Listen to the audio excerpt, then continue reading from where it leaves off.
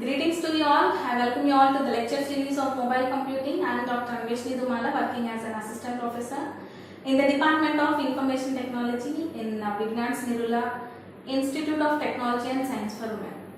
So, in the last class, we have seen different architectures that are used in data dissemination. Also, we have seen what is meant by pulling and pushing mechanisms.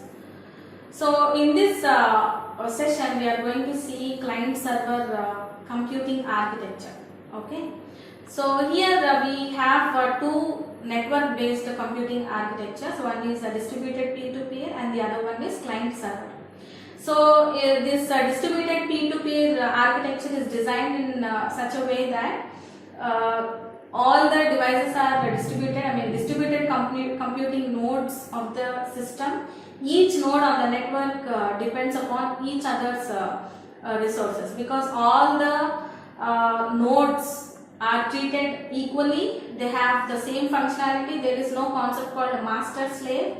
So all the nodes have the same functionalities and the same properties and the same capabilities, so they depend upon each other's resources. Whereas in the client server architecture, there is no concept called equality. Obviously, the server has less storing capability when compared to the server. Also, it has less processing capability. Also, it has some memory constraints. So client is going to request the server and server is going to reply these clients.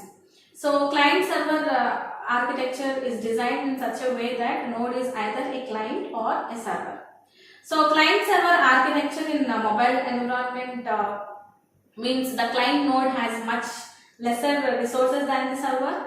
So client nodes depend upon server's resources. A client requests the server for data or responses. The client can either access the data records at the server or cache these records through broadcast or a distribution from the server. So next one, client server computing, in the sense it can have, it maintains entire architecture and can be 1 or 2 or 3, or it can be like any number of tiers can be present. So on the same computing system, we have n number of tiers as we discussed. So when the client and the server are on different computing systems on the network, so n will be 2. So in the last class also we have discussed it, right? So if it is one tier architecture, means the database is maintained at the device itself, mobile device itself. So if the database is maintained at some other place, like if it is maintained in the remote server, then obviously it is called tier 2 architecture, because mobile device is sits at tier 1 and the database, the server that is going to provide this database is going to sit at tier 2. Right? So if there is any middleware between this database and the device, obviously the tiers will increase in the architecture. Okay. So server networks or connecting to other computing systems, means connecting to other systems provide additional resources to the server for the client. Then obviously n will be greater than 2. So if n is greater than 1, means that the client device at tier 1 connects to the server that is present at tier 2, which in turn may connect to other tiers, that is 3, 4 and so on. That is what we are calling multi-tier architecture or n-tier architecture. So n can be anything like 1, 2, 3 and so on.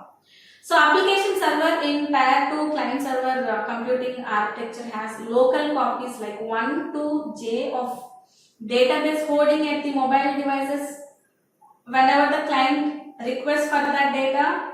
So synchronization API enables running of these applications independently on the devices without the need for the runtime retrieval. Right? So here in this architecture you can observe we have two-tier client server architecture using a multimedia file servers. At tier 1 we have mobile devices, multiple mobile devices like 1 to j, and in tier 2 we have different operating systems are present like Windows, Linux, etc. Also we have application server that is using some business logic in order to push this data to the mobile device, right?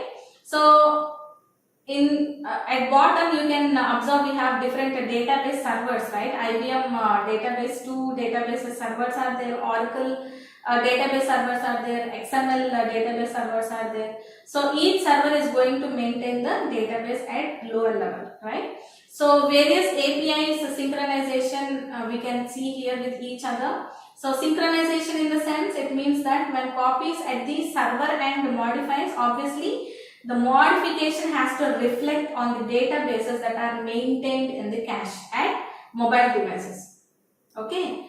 So the APIs are designed are independent of this hardware or software platforms, because different devices may use different platforms, right? So here in the diagram you can observe three-tier client server architecture. So application interface, the functional logic and the databases are maintained at three different layers. So the database is associated with some enterprise server tier, that is at tier 3. So only local copies of the database exist at the mobile devices. So database at the backend system of the enterprise that holds this IBM database 2 or Oracle or any other databases at the lower tier. So server at a tier 2 connects to the enterprise server through a connecting protocol. So enterprise server connects the complete database on different platforms, like for example Oracle, XML, IBM database 2, DB2, etc. So in the diagram also you can observe we have like mobile devices on the top tier, that is tier 1. In tier 2 we have synchronization servers and application servers are there, and at tier 3 we have these enterprise servers, and in the bottom we have different backend databases, right? So something like Oracle, XML, etc., and they are maintaining the database at the lower layer, right?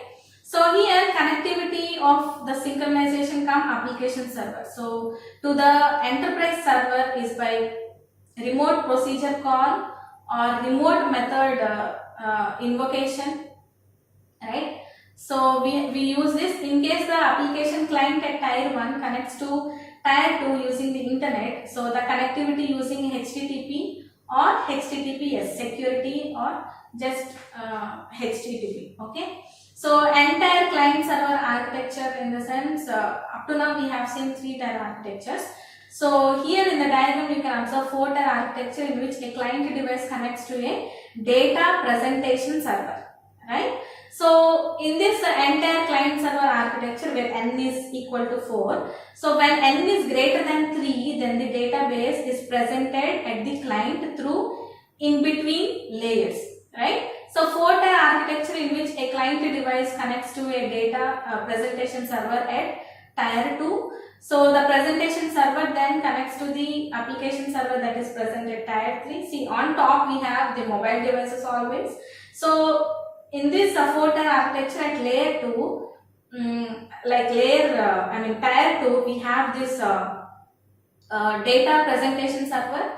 At tier 3, as usual, we have this application server, and this application server can connect to the database using the connectivity protocols and to the multimedia server using Java, XML or API at layer 4.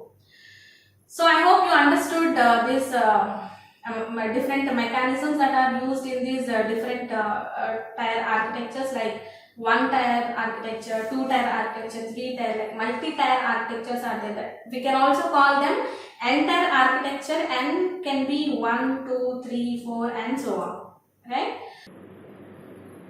So necessity for client-server computing with adaptation. So the data format differences in different cases for data transmitted from the synchronization servers and other required for the device databases and device APIs. So there can be different formats, right? So in order to adapt to these different cases of data transmitted from servers and the databases and APIs, we require this client-server computing with adaptation. So client-server computing with adaptation, in the sense we have two adapters, adaptation software at mobile device, and an adapter for standard data format for synchronization at the mobile device. So another adapter for the backend database copy, which is in a different data format for the API at the mobile device, right? So here adapter means software to get data in one format or data governed by one protocol and convert it to another format, or to data governed by another protocol, right? So here we can observe mobile device APIs are there on top, and so in tier 1 we have API format databases, database content adapter, synchronization adapter is there. So we have different adapters. So next we have database content adapters, synchronization engine, synchronization adapters. So in tier N we have this application or enterprise servers are there, different databases are there. So RDBMS is there, DB2 is there. So to connect to these databases, we are using this JDBC and ODBC protocols for data connectivity. Fine. So adapters means here we used them for interchange between standard data formats and data formats for the APIs. So here we examples can be IBM WebSphere Everyplace Access that provides the adapters for synchronization objects. So in this session we have discussed two methods in network architecture for computing, that is peer-to-peer architecture, and also we have seen client-server architecture. So one tier in which server and APIs at the mobile device itself. Next 2, 3, 4 and N tier architectures are discussed. Also use of presentation, synchronization, enterprise database servers are discussed. Next one, client server computing with adapters for interchange between the standard data format and also data format for the API are discussed in this session. So that's all for today. Thank you for listening to the class, and see you in the next video.